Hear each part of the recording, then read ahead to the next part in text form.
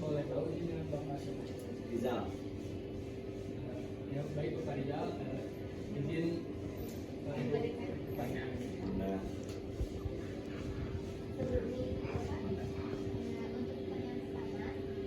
Apa yang menjadi alasan Bapak menjadi wirausahawan seperti sekarang?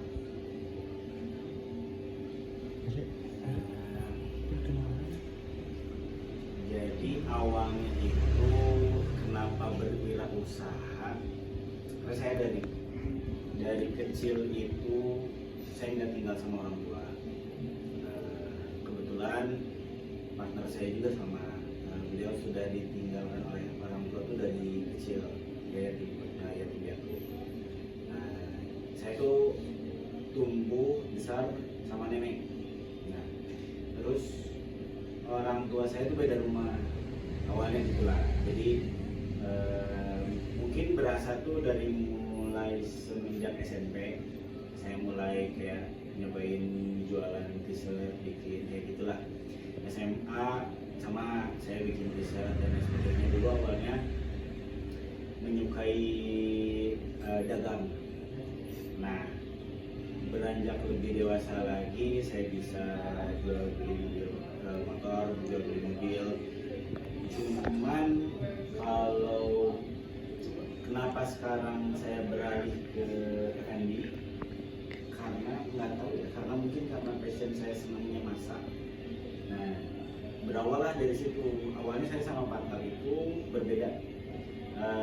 Dia punya usaha di kuliner juga, saya juga punya usaha kuliner. Kita tetanggaan lah.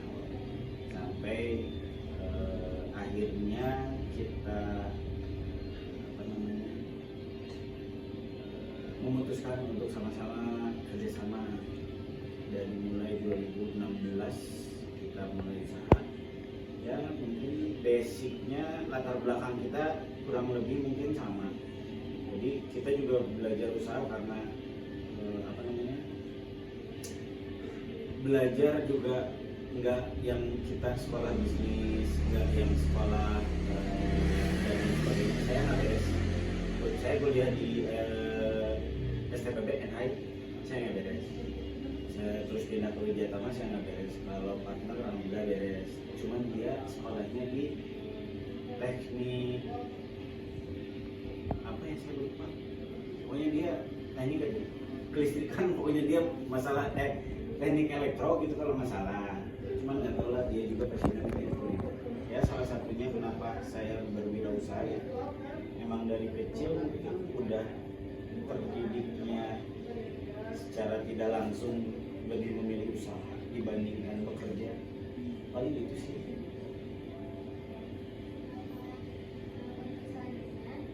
Kalau boleh tahu, untuk sehari biasanya sudah habis berapa box ya untuk produksi bintang?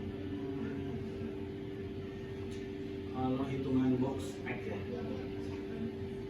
kurang lebih kalau dulu sih lebih banyak. Ini kita bicarakan saat ini ya.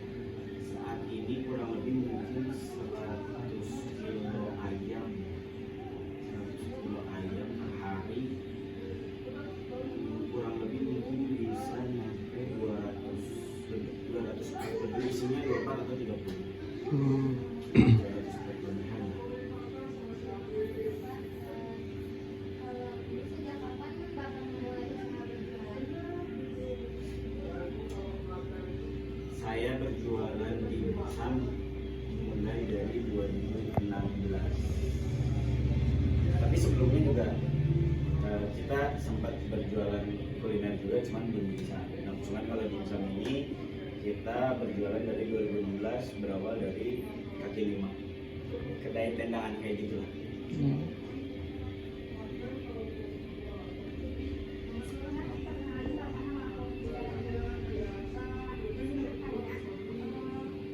Sampai sekarang sudah ada berapa cabang produk dari Bintang?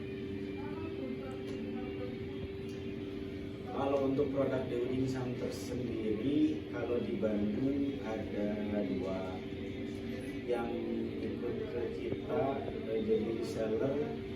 Kalau nggak salah ada 2 juga di Subang sama Cirebon. Nah, cuman kita ada proyekan di luar kota Bandung, di Lampung sama Bangka, tapi nggak menggunakan nama Dewi Dimsum, tapi by Dewi Dimsum gitu. Izin bertanya Bapak, kalau boleh tahu, mengapa Bapak memilih berjualan dimsum ini daripada berjualan produk yang lainnya? Jadi kenapa memilih produk dimsum? Awalnya kita ini pengen apa ya? Sebetulnya kayak tujuannya tuh kayak pengen membawa makanan restoran yang emang nggak semua kalangan, mungkin mohon maaf, nggak semua kalangan bakalan bisa mencoba. Nah, kita pengen mengkomparkan lagi apa namanya, dibikin lagi lebih sederhana supaya semua kalangan tuh bisa coba nikmati. Nah, dibuatlah makanan Chinese ini, si dimsum ini dibikinlah kaki lima. Nah, kebanyakan sebelum 2014 itu orang-orang bisa menikmati dimsum itu hanya di restoran Cina yang mewah kan. Nah, awalnya sih saya seneng dimsum. Awalnya karena seneng dimsum, terus saya pengen orang-orang tuh bisa mencoba dimsum ini. Semua kalangan bisa mencoba dimsum ini, gimana caranya. Nah, hanya kita cari sendiri, kita R&D sendiri, kita research sendiri buat masalah resipi dan lain sebagainya, gimana caranya biar supaya dimsum ini bisa kita jual dengan harga murah, tapi nggak murahan. Kualitas dimsumnya tetap bagus, emang benar-benar full ayam yang kita giling kasar, bukan giling halus kayak orang-orang gitu. Jadi masih kelihatan lah tekstur daging, rasa dagingnya yang kita tonjolin gitu ya, masih tetap bisa dinikmati sama orang.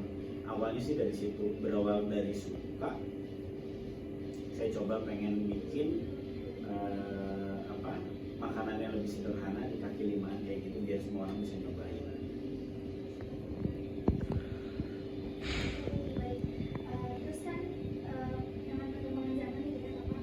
Nah, bagaimana Bapak menggunakan sosial media buat promosiin dimsum ini? Apakah ada Instagramnya atau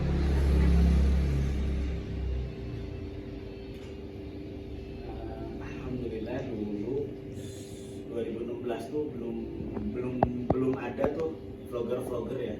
Vlogger tuh masih minim banget, apalagi yang dispesifikasikan lah sebagai food vlogger dan lain sebagainya itu sangat minim. Terus paling kita juga cuma bikin Instagramnya doang, kita bikin video sendiri, nggak ada KOL-nya nggak ada tuh. Kita cuma benar-benar di akun Instagram kita sendiri lah, sampai kita juga mengalami perubahan tuh, ada TikTok, ada food vlogger dan lain sebagainya. Kesini kalau Dewi Dimsum sendiri sih sampai saat ini sebetulnya kita nggak menggunakan KOL atau kita nggak menggunakan food vlogger lain. Kita mau benar-benar pure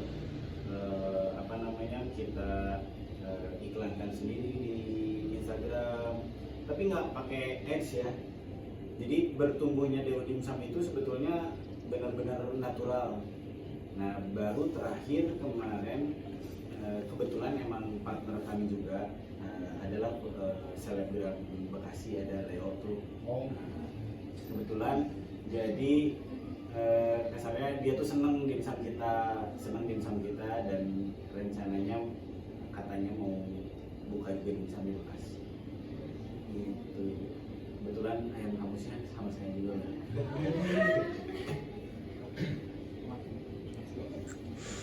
Sebelumnya perkenalkan, nama saya Raihan Muhammad Armansyah. Bagaimana Bapak mengelola keseimbangan kuantitas dan kualitas produk? Bagaimana Bapak mengelola keseimbangan kualitas dan kuantitas dalam produk? Jadi mulai dari bahan baku, saya itu berawalnya tuh ngambil tuh nggak langsung ke satu supplier. Kita tuh pasti pilih-pilih tuh mana supplier yang terbaik buat ayam yang mereka kasih ke kita, bahan bakunya masih bagus apa enggak. Sampai udang pun saya ngambil beli sendiri di pasar langsung. Jadi sebenarnya untuk menjaga kualitas ini, kalau misalnya untuk usaha, si pelaku usaha ini sebaiknya sangat-sangat memahami. Contoh misalnya udang, ketika kita beli di supplier bentuknya seperti ini dan lain sebagainya, tapi ketika kita beli yang fresh, tahu harganya, kualitasnya kayak gimana. Jadi untuk pelaku usaha baiknya sih, walaupun nanti kalian akan berusaha sendiri, walaupun kalian nanti sebagai owner, alangkah baiknya kalau mau membeli salah satu bahan baku itu baiknya terjun langsung. Jangan sampai hanya nyuruh orang, hanya pakai supplier. Karena saya pun sama temen tuh benar-benar ya udah turun langsung sendiri, mau ke pasar kayak belusukan, kita sendiri yang milih, kita pilih sendiri kualitasnya seperti apa. Untuk menjaganya itu memang sebetulnya agak repot kalau misalnya emang kitanya, karena dari supplier lain, dari pihak lain tuh banyak lah mungkinnya kenakalan. Untuk awal mereka kasih ayam yang bagus, tapi mau nggak mau setiap pagi ya kita cek dapat barangnya bagus apa enggak. Kalau enggak ya kita kembalian lagi, kita retur lagi barangnya. Jadi kalau misalnya saran sih, nanti kalian usaha itu mau tidak mau kalian harus terjun langsung untuk milih kualitasnya yang terbaik. Karena kalau misalnya kalian malas-malasan di situ, usaha kalian takutnya ke depannya malah bobrok. Karena konsumen kalau misalnya udah komplain, udah ngaco aja usaha.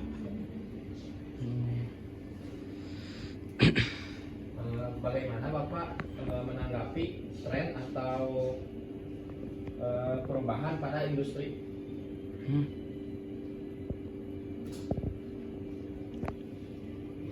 Kalau di industri F&B sendiri sebetulnya sangat-sangat berkembang pesat ketika setelah COVID ini, orang-orang banyak beralih yang bekerja, yang di PHK beralih semua bekerja atau usaha di F&B. Kenapa? Karena F&B ini usaha yang paling mudah untuk dilakukan.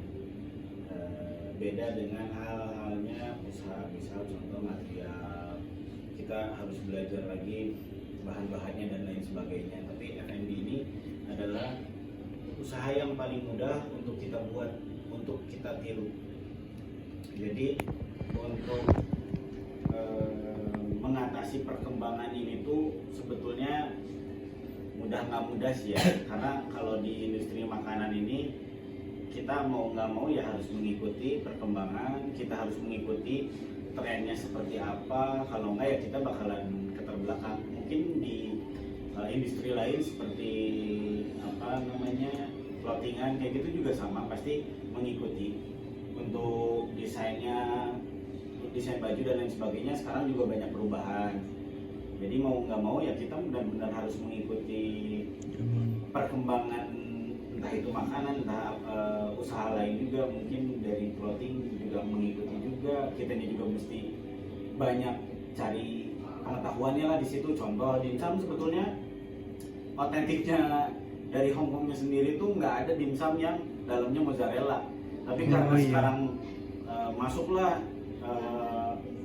makanan-makanan Korea yang emang benar-benar banyak mozzarella, ya kita juga nggak mau kalah dong. Bikinlah varian baru yang isinya mozzarella, yang isinya apa segala macam lah yang kekinian. Ya mau nggak mau kita juga setiap tahunnya mungkin harus banyak info untuk cari tahu bagaimana perkembangannya, apa nih yang lagi tren, dari Thailand kah, dari Korea kah, ya kita ikutin aja.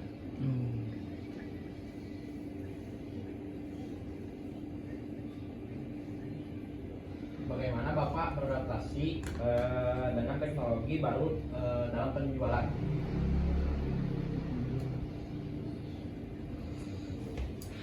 Kalau teknologi baru untuk diproduksi atau di retail, mungkin saya belum sampai ke sana ya. Cuman kebetulan saya ini ada kerjasama dengan salah satu produsen bakso terbesar di Bandung untuk produksi siomay. Nah, saya pikir dengan adanya mesin seperti itu akan lebih mempercepat pekerjaan, tapi untuk saya karena saya coba lebih mengutamakan kualitas, jadi hasil tangan orang sama hasil mesin itu beda, kerapihannya beda. Mungkin untuk mesin yang lain mungkin bisa lebih rapi, tapi karena saya perbandingkan mesin siomay dengan buatan tangan manusia, lebih rapi buatan tangan manusia, mungkin lebih presisi lah. Masalah netonya satu piece-nya tuh kalau misalnya pakai mesin tuh akan lebih presisi, beda dengan manusia. Kita juga tetap pakai timbangan kok, cuman untuk saat ini hanya beberapa yang saya pakai. Misal contoh alat mixer, saya gunain alat mixer karena dia lebih rata kalau bikin adonan dibandingkan pakai tangan orang. Terus vacuum sealer saya pakai, kenapa? Karena saya benar-benar nggak pakai bahan pengawet, makanya saya pakai salah satu mesin vacuum sealer untuk salah satu pengawet alami. Ya. Jadi yang merusak makanan itu udara dan air.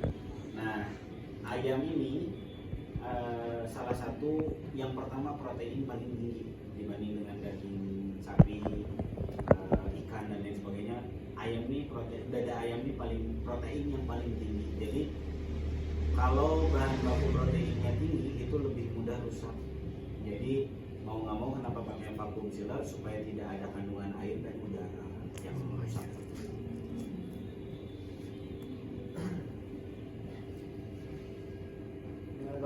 Ya Bapak, sebelumnya perkenalkan, nama saya Ryan Putra. Di sini saya izin menanyakan motivasi Bapak sebagai usahawan seperti saat ini. Yang memotivasi saya atau Yang memotivasi. sebetulnya sih yang memotivasi saya apa ya?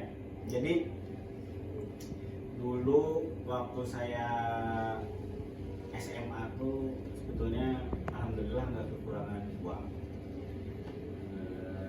Jadi orang tua tuh memang orang tua berada, tapi saya nggak pernah pulang. Jadi saya nggak pernah pulang. Saya tinggal satu rumah sama teman-teman berenam laki-laki semua. Jadi kita tuh motor otak gimana caranya kita bisa membiayain sekolah sendiri, kita cari makan sendiri dan lain sebagainya. Jadi alhamdulillah saya tipikal orang yang emang dimanjain kan sama orang tua. Tapi kalau misalnya minta sesuatu mungkin dikasih pada saat itu. Tapi saya lebih memilih emang ya saya pengen ini, karena saya merasa ya laki-laki mau nggak mau nanti bakalan hidup sendiri, walaupun punya background di belakangnya orang tua, entah orang tua yang berada dan lain sebagainya. Ya mau nggak mau kita ya benar-benar harus fight sendiri. Jadi ya. Motivasi saya tuh Betul. sebetulnya karena waktu SMA tuh saya berpikir sama teman-teman tuh gimana caranya kita benar-benar bisa ngehidupin diri kita sendiri, bayar sekolah sendiri dari SMA. Jadi memotivasinya tuh sebetulnya dalam dengan keadaan hidup yang sebetulnya bukan dibuat-buat sama kita, cuman punya pikiran bahwa kita udah SMA nih, setelah SMA nih kuliah, setelah kuliah kita punya keluarga lah, nikah dan lain sebagainya gitu. Apalagi mungkin laki-laki, ya motivasi saya lebih ke saya nggak mau ngebebanin orang tua. Saya pengen bisa hidup sendiri, bisa berusaha dengan kemampuan sendiri.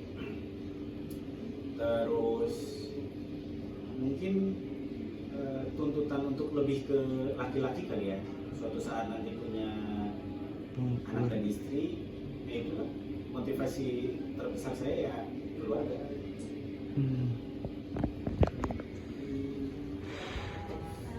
Perkenalkan, nama saya Shirin. Izin bertanya, kan di Bandung tuh ada 2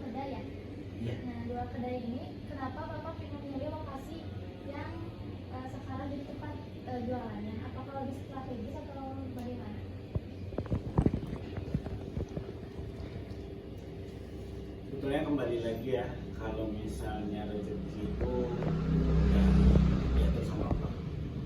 Mau kita tempatnya belusukan juga sebetulnya kalau misalnya rezekinya udah dikasih sama Allah Pasti rame. bakalan dapet kok ke situ gitu. Walaupun masuk gang-gang lah sekarang banyak, apalagi ditambah dengan adanya food vlogger, informasi yang bisa kita sampaikan kepada masyarakat lebih luas lagi bisa kita gunain lewat entah itu TikTok, YouTube dan lain sebagainya gitu.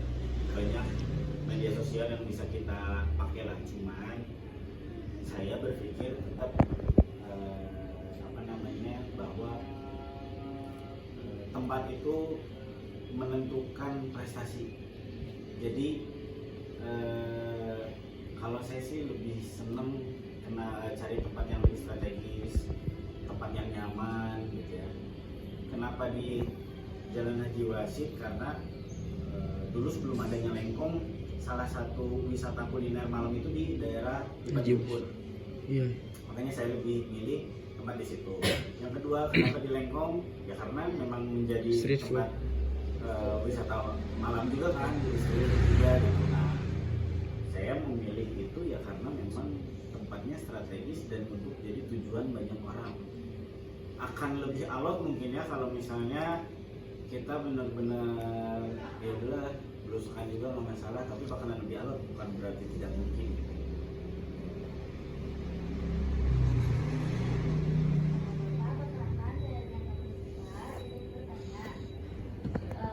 Apa tips untuk menjadi pedagang sukses seperti sekarang? Tipsnya sih satu, konsisten. Iya. Jangan menyerah, karena saya juga banyak mengalami naik turun, apalagi kemarin waktu kondisi COVID itu tuh berasa lah naik turun, tapi sebisa mungkin kalian konsisten dengan pilihan kalian. Kalau kalian mau usaha di F&B, terus gali ilmu tersebut. Tapi kalau misalnya kalian ternyata gagal di usaha kuliner nih, di usaha F&B kalian gagal, terus kalian tinggalkan, kalian pilih lagi usaha lain, misalnya clothing, itu kalian menuntut ilmunya tuh mulai dari nol lagi.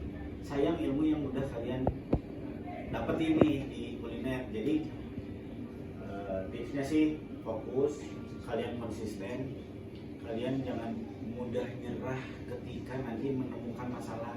Hadapi masalah itu, selesaikan masalah itu, kalian cari apa kesalahan usaha kalian kalau di F&B, perbaiki itu, jangan ditinggalkan.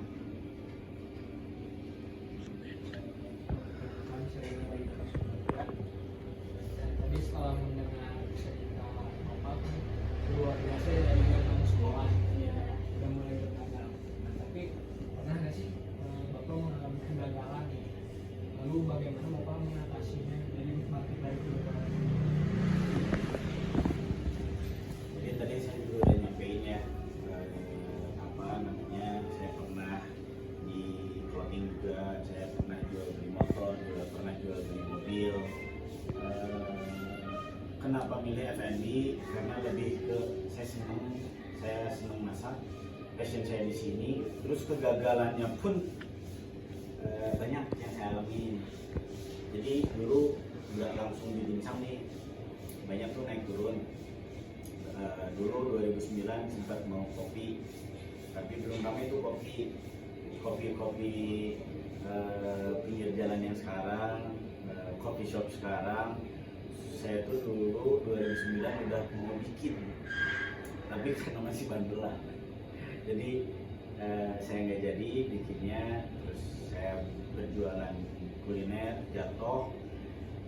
Saya cari lagi, saya cari ilmunya, saya belajar apa sih yang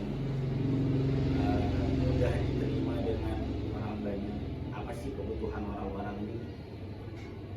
Lebih ke cari marketnya, kita kenal nggak nih. Kalau misalnya contoh makanan tuh jadinya agak repot juga sih sebetulnya.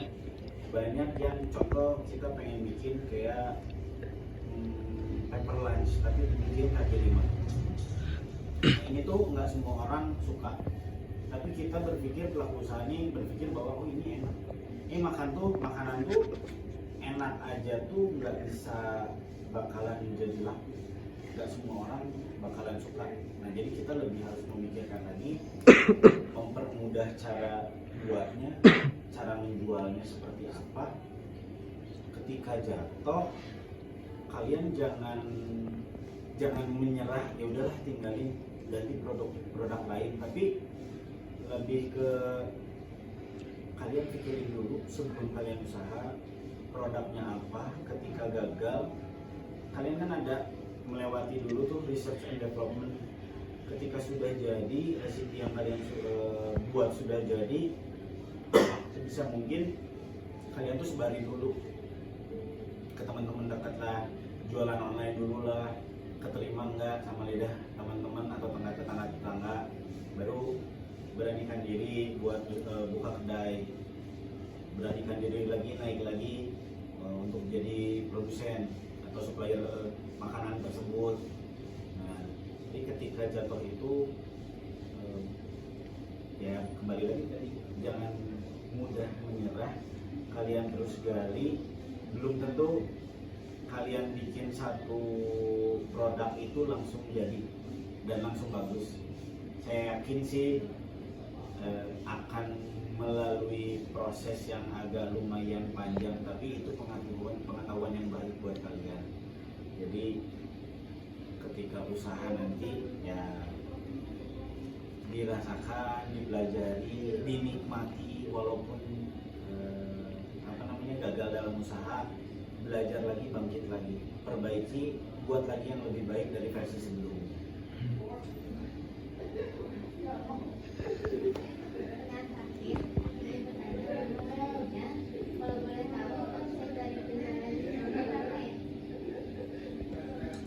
Ini konsep kedai apa konsep produksi? Kalau kedai sebelum apa namanya COVID, jadi kita mulai jualan itu jam 5 sore sampai jam setengah 11 sampai jam 11 malam. Omset per malam itu dari jam 5 sampai jam 11 malam itu 15 juta. Alhamdulillah gede.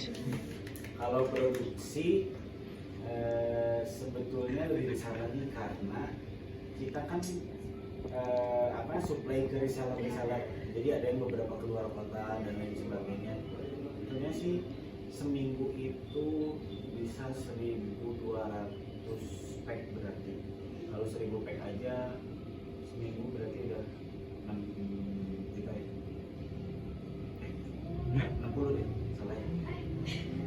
Iya. Kali 60.000 berarti 60 ya. Iya. Ya 60. Berarti sebulan 240.